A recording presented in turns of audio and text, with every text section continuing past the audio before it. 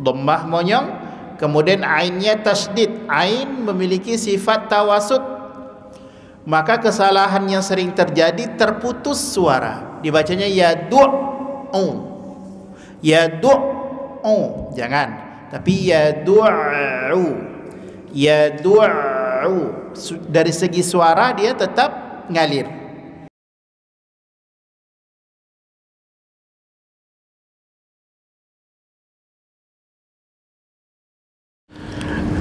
Ara'aita, perlu diperhatikan sedikit berhubungan dengan huruf tebal dan huruf tipis. Yang pertama hamzah tipis, kemudian huruf ra tebal, dan hamzahnya tipis lagi. Nah, ini hati-hati, jangan sampai huruf-huruf tipisnya terpengaruh menjadi tebal, dibaca ara'ai, ara, tidak, tapi ara'a. Taib, a-nya tipis, ra-nya tebal, a-nya senyum lagi. Ara'aitalladzi, biasa saja. Ara'a, jangan ara'a. Itu nampak perbedaannya ya, mana huruf tebal, mana huruf tipis. Sekali lagi, kaidah membaca huruf tipis cukup menarik kedua sisi bibir seperti orang tersenyum. Jangan o, menjadi tebal. Kemudian ya mati sebelumnya baris atas, huruf lin bunyikan dia ke huruf i. Jangan ara'ai, ai tidak, tapi ara'aita, aita. Bunyikan i, bunyinya ya mati itu. Ara'aitalladzi yukadzibu, yukadzibu. Za-nya tasdid, tapi sifatnya rokhawah. Dari segi suara dia mengalir saja. Jadi tekan sedikit za-nya, tapi tetap suaranya mengalir. Yukadzi, yukadzi. Jangan sampai putus suaranya. Jangan yukadzibu, yukad, tidak, tapi yukadzi, tetap mengalir saja dari segi suara. Yukadzibu biddin, biddin, dalnya tasdid dan dia huruf syiddah, maka dari segi penekanan dia paling kuat dibandingkan huruf-huruf tawasud dan rokhawah. Baik. Ara'aitalladzi yukadzibu biddin. Boleh sama-sama, 1, 2, 3.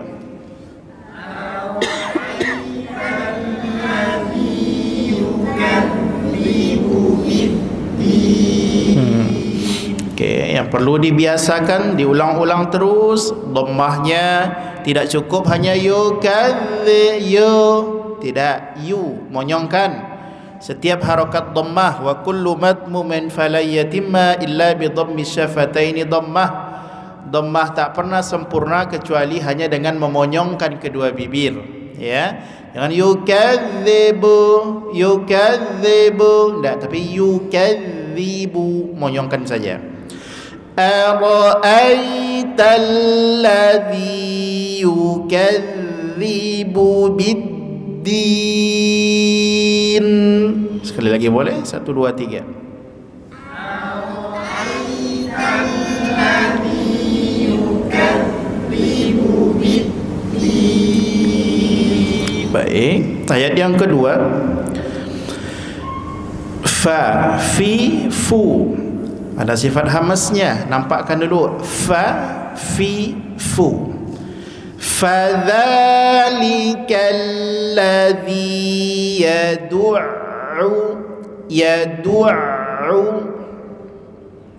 Okey, yadu, dhammah monyong, kemudian ainnya tasdid. Ain memiliki sifat tawasud, maka kesalahan yang sering terjadi terputus suara, dibacanya yadu', yadu'u, jangan, tapi yadu'u, yadu'u. Dari segi suara dia tetap ngalir. Kemudian juga ain ini kan huruf tipis, maka ketika dia tasdid, coba belajar senyumkan dulu. Yadu'u, yadu'u. baru monyongkan lagi. Jangan langsung yadu'u. Jadi tebal dia. Kita berikan saja haknya karena dia huruf istifal. Maka kita belajar untuk senyumkan terlebih dahulu ainnya, baru setelah itu dimonyongkan lagi.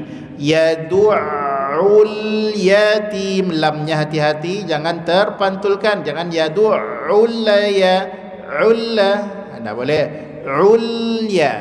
ulya, ngalirkan saja sifat tawasud pada huruf lam. Fadzalika alladzi yad'ul yatim. Boleh? 1, 2, 3.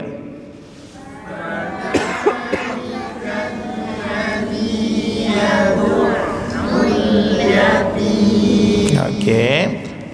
Yang perlu dilatih, biasakan di situ, usahakan di huruf ain jangan sampai putus suaranya. Itu saja. Karena kalau putus dikhawatirkan berhubungan dengan sifat, jadi syiddah dia nantinya. Itu perlukan. Baik. Ayat yang ketiga. Wala yahuddu du, ya. Jangan yahuddu, jangan dal, ya. Wala yahuddu ala ta'ami, ain huruf tipis, jangan ta'a jadi tebal. Ta'ami al-miskin, biasa saja di situ. Ala ta'amil miskin, ngalir sinnya, sempurnakan sifat hamasnya. Wala yahuddu ala ta'amil miskin. Boleh? 1, 2, 3.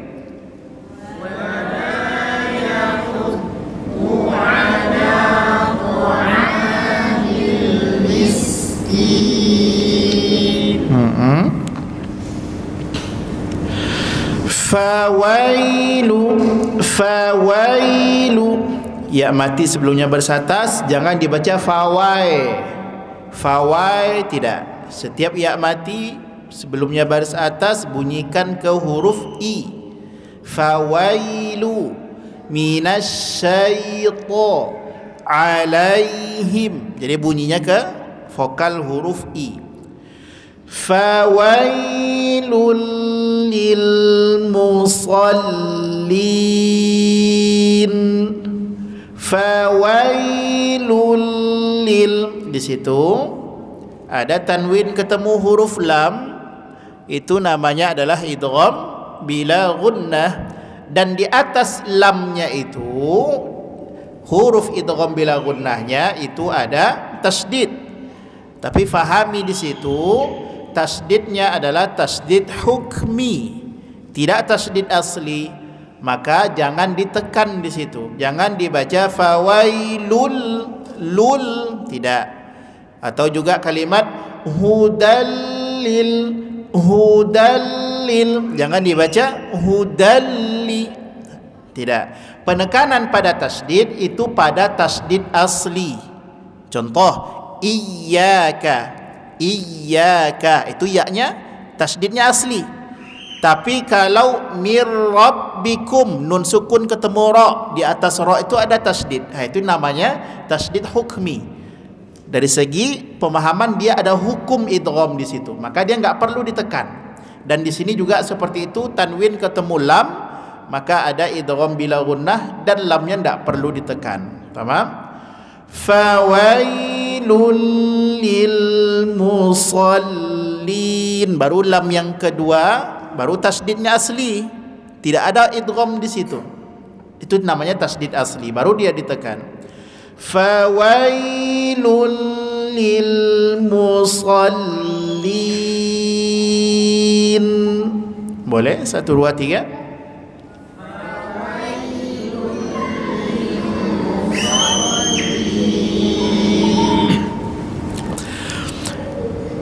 alladzina hum an shalah. Perhatikan nun sukun ketemu so, ini hukumnya adalah ikhfa.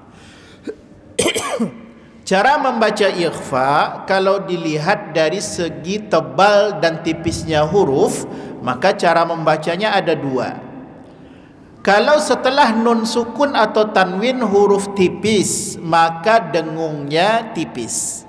Ya, sekali lagi, kalau setelah nun sukun atau tanwin itu huruf tipis pada ikhfa, maka dia dibaca tipis. Contoh, am lam tunzirhum, tunzi, senyum dia. Nun sukun ketemu za, dan za itu huruf tipis, maka dengungnya tipis atau senyum. Am lam tunzirhum, tipis. Sedangkan di sini yang kedua, ketika setelah nun sukun atau tanwin itu huruf tebal, maka dengungnya dibaca tebal. Apapun huruf tebalnya nanti. Alladzina hum an salatihim sahun. Nunnya di akhir, senyum lagi. Boleh sama-sama, 1, 2, 3. Alladzina hum an salatihim sahun.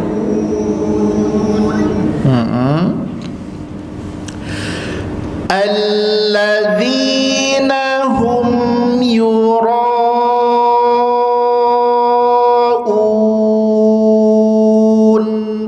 Yura di situ adalah mad wajib muttasil, mad wajib muttasil. Fawajibun in jaa hamzun ba'da mad fi kilmatin wa dha bi muttasil yu'ad.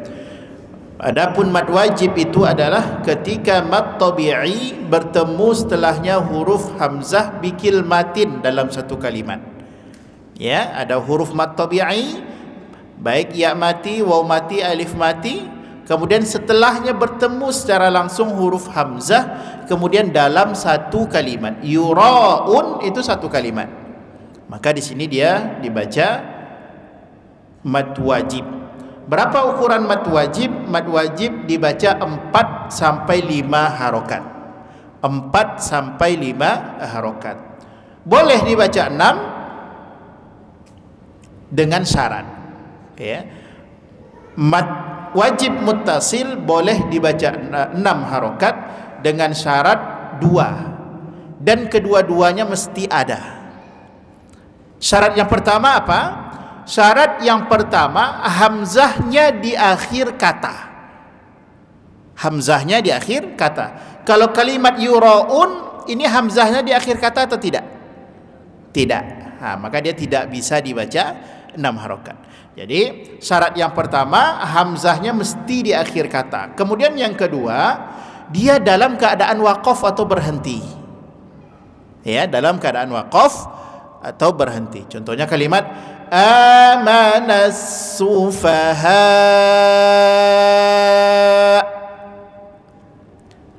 Waqaf di kalimat sufaha, maka ini boleh dibaca 6 harokat.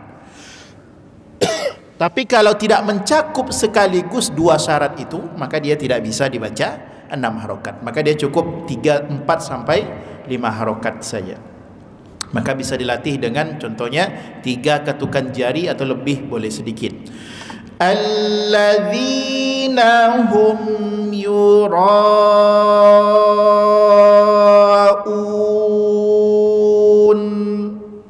U-nya dhammahkan, kemudian nunnya di akhir senyumkan. Tamam, 1, 2, 3. Alladzina hum yura'un.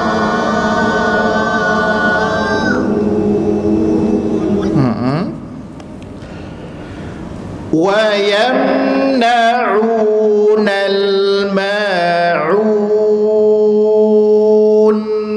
Mim sukun, hati-hati jangan sampai terpantulkan. Jangan wa yamna'u, wa yam. mim termasuk huruf yang rentan terjadi pantulan.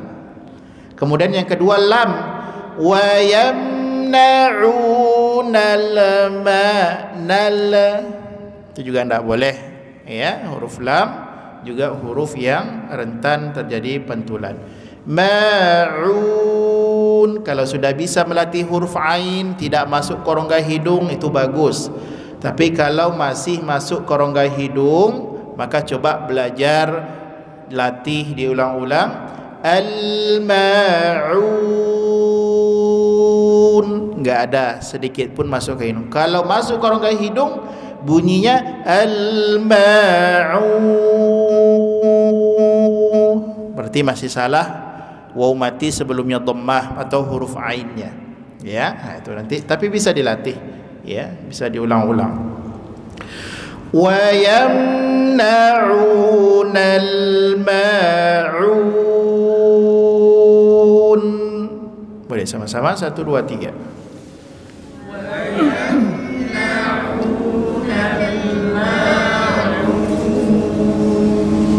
Okey, baik. Itu adalah 7 ayat pada surah Al-Ma'un. Seperti biasa, ada waktu 3 sampai 4 menit. Masing-masing boleh membaca terlebih dahulu 7 ayat ini. Setelah itu kita silahkan untuk membaca satu persatu. Silakan.